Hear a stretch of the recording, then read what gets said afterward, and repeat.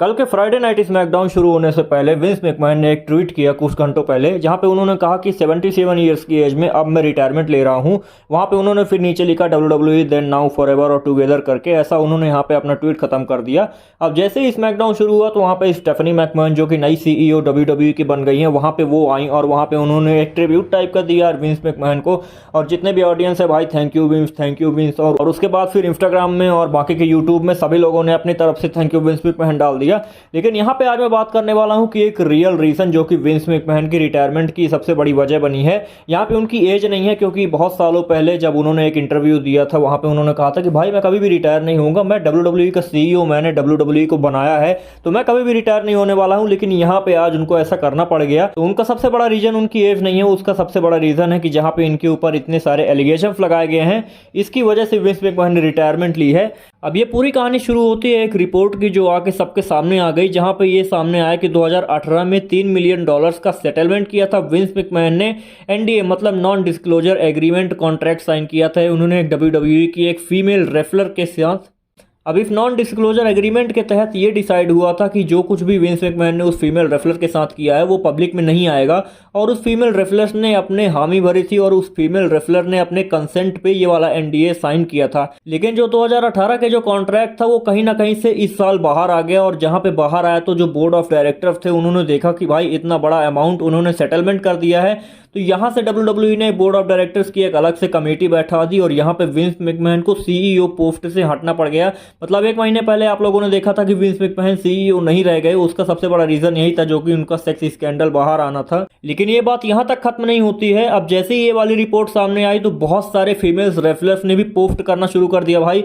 और यहाँ पे सबसे बड़ी रेफलर थी केली केली। अब केली केली को आप लोग जानते हो, ये WWE में 2010 में रहा करती थी और ये बहुत बड़ी चैंपियन भी रह चुकी हैं और उनके सेक्सी फिगर के सब कोई बहुत बड़े दीवाने रहे हैं। तो यहाँ पे इन्होंने भी कहा कि भाई हाँ, मेरी भी रिलेशनशिप विंस मैकमैन के साथ रही थी, मैंने सेक्सुअल कॉन्टैक्ट बनाया जिस तरीके से मेरे को विंस मैकमैन ने कहा, और उसके बाद मेरे को यहाँ पे जॉब मिली WWE में। तो यहाँ पे इन्होंने तो इंस्टाग्राम में पूरा लिख दिया था। अगर जाके इनका पोस्ट अवेलेबल है तो वहाँ पे आप पढ़ सकते हो जाके, अगर अवेलेबल है तो। नहीं तो स्पोर्ट्स कीड़ा की वेबसाइट में आप जाके देख सकते हो, यहाँ पे इन्होंने भी आर्टिकल डाला था।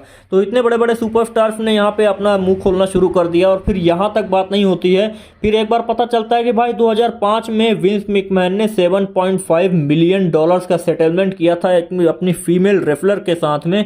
अब देखो यहाँ पे $2 मिलियन की बात नहीं है, सीधे $7.5 मिलियन का सेटलमेंट कर डाला था विंस मैकमैन ने, और वो भी 2005 की बात है। इन्फ्लेशन रेट आज की डेट से वहाँ पे उस वक्त कम हुआ करता था। तो अगर आप कंपेयर करके देखो तो $7.5 मिलियन आज की डेट में $9 मिलियन के करीबन आते हैं। तो इतना बड़ा मनी अमाउंट WWE के रेवेन्यू का विंस मैकमैन ने उसके खिलाफ सेटलमेंट कर दिया था। अब इसके बाद एक और रिपोर्ट सामने आती है कि भाई $1 मिलियन उन्होंने एक बार फिर से एक फीमेल रेफलर को दिया, क्योंकि उसके पास उन विंस मैकमैन के कुछ न्यूड पिक्स वगैरह थे। तो वहां पे उसको भी डिस्क्लोजर के तहत किसी को भी वो ना बताए, उसके लिए उसको $1 मिलियन विंस मैकमैन ने और दे दिए। और यहां तक भी विंस मैकमैन नहीं रुकते हैं। अब WWE में एक फीमेल एम्प्लॉय थी जो कि विंस मैकमैन की कंपनी में काम करती थी। 10 साल से भी ज़्यादा उन्होंने वहाँ पे अपने जॉब को पूरा किया। तो यहाँ पे 2006 में उन्होंने $1 मिलियन उनको भी दे दिया, जो क्योंकि वहाँ भी उनके भी सेक्सुअल रिलेशनशिप उनके साथ थे। तो मतलब 4 केसेस हो गए और चारों केस मिला के $13 मिलियन, मतलब $12.5 मिलियन का सेटलमेंट विंस मैकमैन ने किया।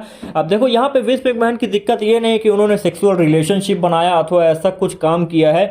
यहाँ पे क्योंकि उन्होंने NDA साइन किया है, मतलब नॉन डिस्क्लोजर एग्रीमेंट। इस एग्रीमेंट के तहत जितने लोगों के साथ भी इन्होंने ये कॉन्ट्रैक्ट साइन किया है तो वो इस बात को नहीं खोलने वाले हैं। और अगर कोई भी विंस मैकमैन के ऊपर ये एलिगेशन लगाता है तो भाई उन्हीं के ऊपर केस ठोक दिया जाएगा, क्योंकि उन्होंने NDA वाला कॉन्ट्रैक्ट को साइन किया था। यहाँ पे दिक्कत इस बात की नहीं है। अब दिक्कत यहाँ पे इस बात की है कि देखो, एक कंपनी को चलाने के लिए बोर्ड ऑफ डायरेक्टर्स चाहिए होते हैं, शेयर होल्डर्स चाहिए होते हैं। विंस मैकमैन ने WWE कंपनी को अपने फादर से लिया था और फिर उसके बाद विंस मैकमैन ने इस कंपनी को इतना बड़ा बनाया। विंस मैकमैन इसके CEO थे, लेकिन CEO होने के साथ साथ WWE के सबसे ज्यादा शेयर होल्डर भी विंस मैकमैन है।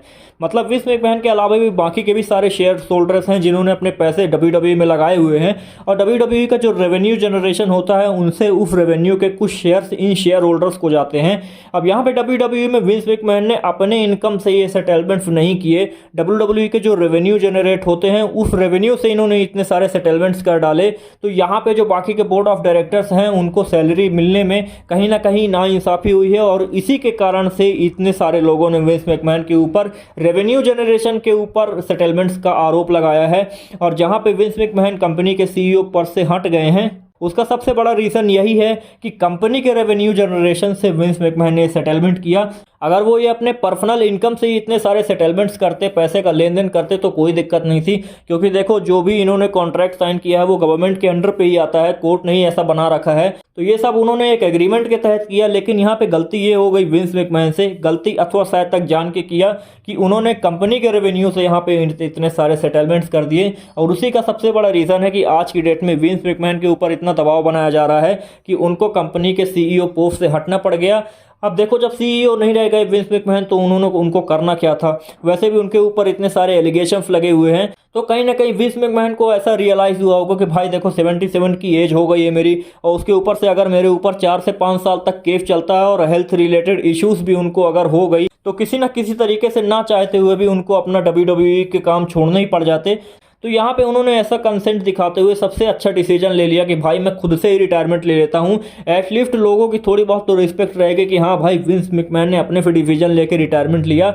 अब देखो, डायरेक्ट मर जाने से तो अच्छा ही है कि उन्होंने खुद से रिटायरमेंट ले लिया, जहाँ पे उनको थोड़ा बहुत ट्रिब्यूट वगैरह भी देखने को मिल जाएगा। विंस मैकमैन के साथ अभी एक ऐसा टाइम चल रहा है जहाँ पे लोग उनके खिलाफ हैं।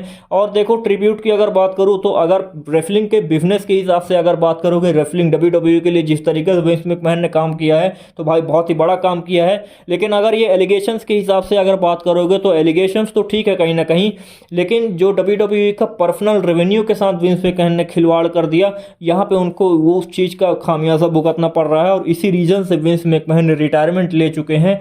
तो होप इस चीज़ के पीछे सबसे बड़ी बातें आपको शायद तक पता लगी होगी। अगर इस वीडियो में थोड़ा बहुत इन्फॉर्मेशन आपको मिलती है, तो वीडियो देखने के लिए बहुत बहुत धन्यवाद। चैनल को सब्सक्राइब करना और हैव अ नाइस डे।